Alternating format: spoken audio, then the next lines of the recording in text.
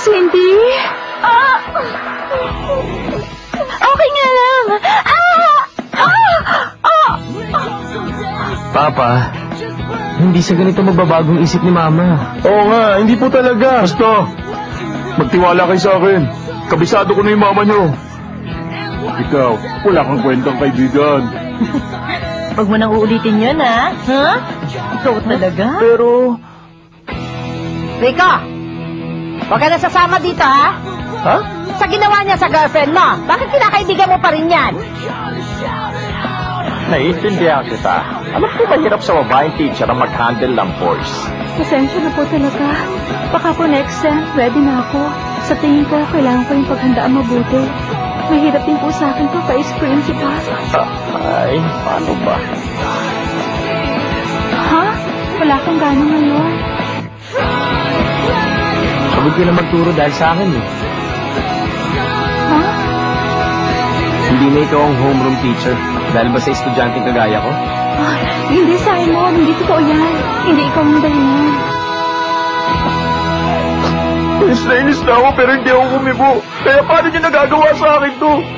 Nasisigmura niyong gawin sa akin to dahil sa isang pagkakamali ko? Napakalupit niyo namang lahat. Dominic! Kinukulit ka lang naman nila eh. Pagpasensyahan mo na lang. Huwag ka na masaktan. Hindi. Ayaw na nilang lahat sa akin. Kahit kailan, hindi na ako babalik dyan. Ano ka ba naman? Tumigil ka. Yung mga gamit ko, iuwi ko na. Babalikan ko na lang mamaya. Ikaw nang bahala maganda nun. Konti lang naman yun eh. Dominic. Goodbye.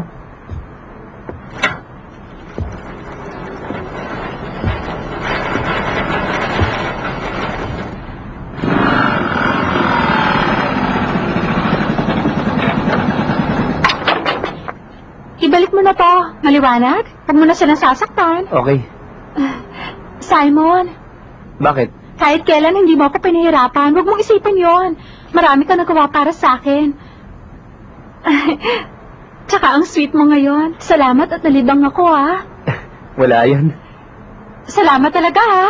Bye-bye. Uwi na ako.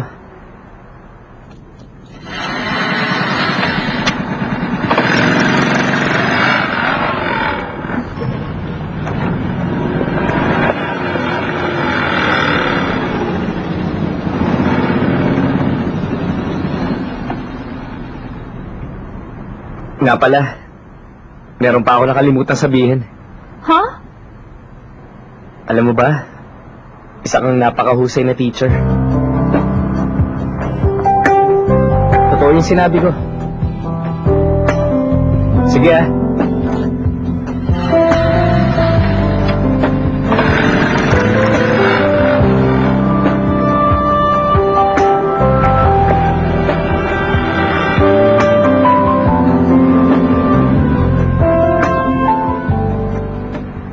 Kukunin niya na lahat ng gamit niya rito?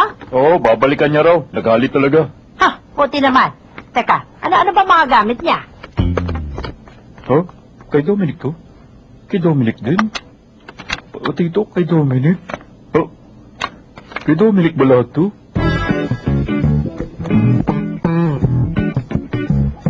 Libro natin ni Dominic? Opo, hiniram ko lahat sa kanya to. Wala akong binili. Tapos, gamit niya rin ang lahat ng ito? Marami pa sa cabinet. Ay, kay Dominic din to. Ito, si Dominic din ang may-ari nito.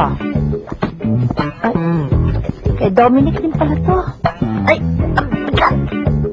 ano ba naman yan? Kay Dominic yan, Lolo.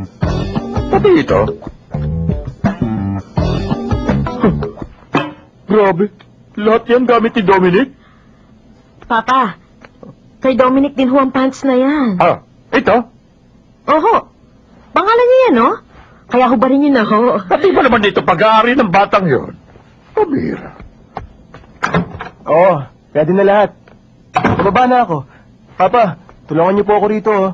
Doon pa sa may garahe, marami pa doon. At saka doon sa kwarto ni Anton, sigurado meron din.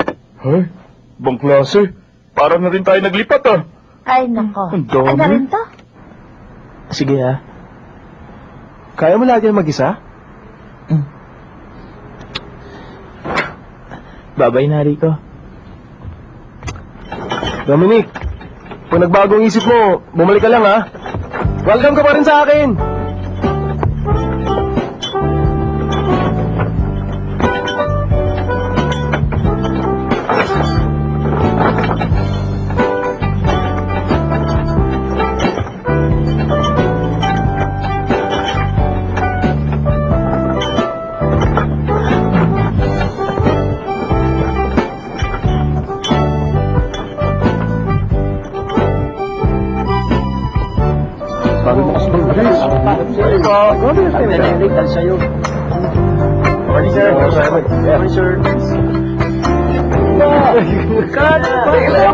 Uy, patingnan ang magazine. Bago na rin eh, bago na rin. Sige na.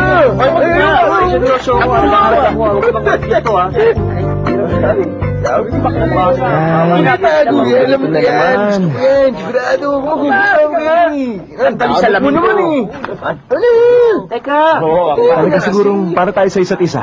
Paano naman kasi? 5 straight school years na tayo magkaklase. Oo nga. Uy, nga pala, pumunta ka na ulit sa bahay. Ayoko. Ano ka ba naman? Hinahanap ka na ni Lola kasi hindi ka na nagpupunta. Sige na. Ayoko nga eh. Pakinig kayo lahat! Alam nyo, si Mr. Park ang homeroom teacher natin! Kainis. Kontrol ang aso last year. Ngayon naman, mahilap na tigre. Napakamalas naman talaga natin! Kaklase na naman pala natin yan si Mokong. Yung magnanakaw na yan. Umayos ka.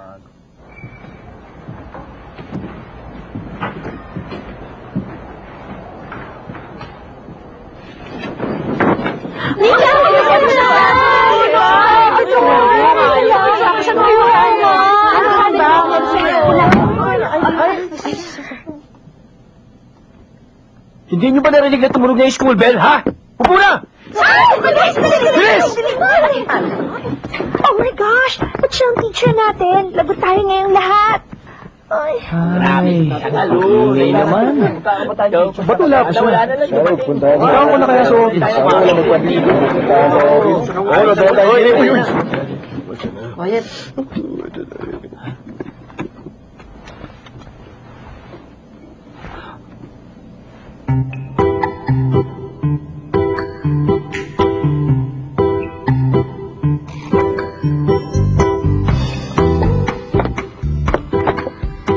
Good morning, class!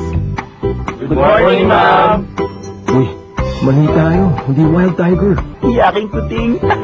Kawawa naman siya. Kumusta kayo? Para sa mga bago, ako si Miss Myra Sue, ang inyong homeroom teacher.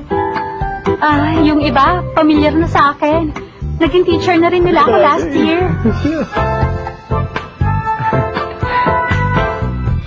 Naging maluwag ako nung last year. Pero ngayong taon, ibang Myra Sue na makikita niyong lahat sa akin. Pag di kayo nakinig, mararanasan niyo bago kong pinag-aralan na high kick. Tandaan niyo yan, ha? Yeah! And now, back to High Kick dito sa TV5.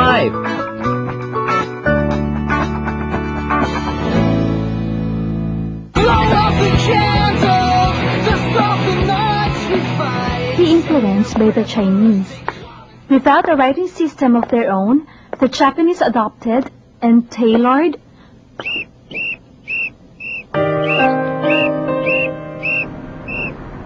Ano ba? Ayusin niyo yan.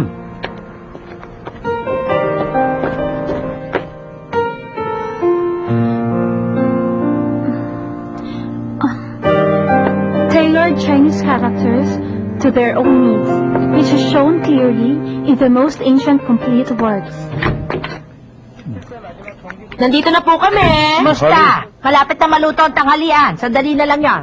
Bakit hindi ka pa nakakaluto? Nagugutom na ako eh. Hindi pa oras ng tanghalian. Bakit yun ang kinakain mo? Nabitin ako ng almusal eh. Kapakasima talaga nito. Kung tatanungin ako kung sa susunod na buhay ba, pakakasal ako pa ng mahal kong asawa. Oo, masagot ko. Kahit na ilang beses, na ako ay mabuhay. Hahanapin ko, mamahalin, at makakasalap siya. Nako, napakasinungaling niya. Bakit? Ipiliin niya pa rin daw ang asawa niya sa susunod niyang buhay? Di ba kasinungalingan? Para sa akin, totoo sa kanya yun.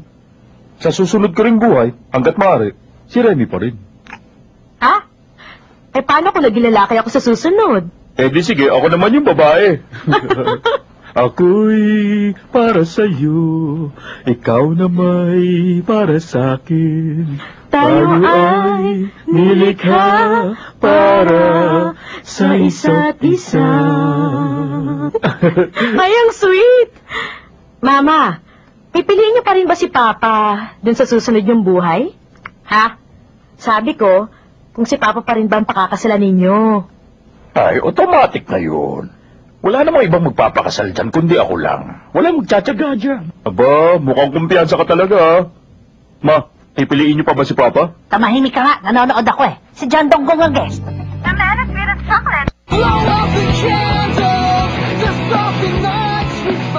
Be influenced by the Chinese.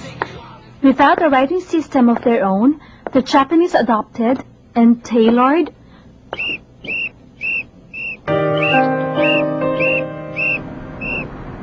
Ano ba? Ayusin niyo yan!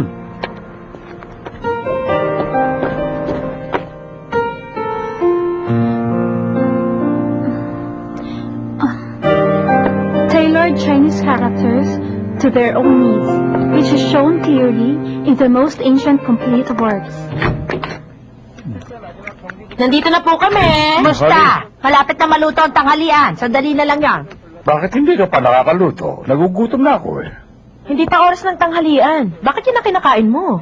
Nabitin ako nung almusal eh. Eh, napakasibat.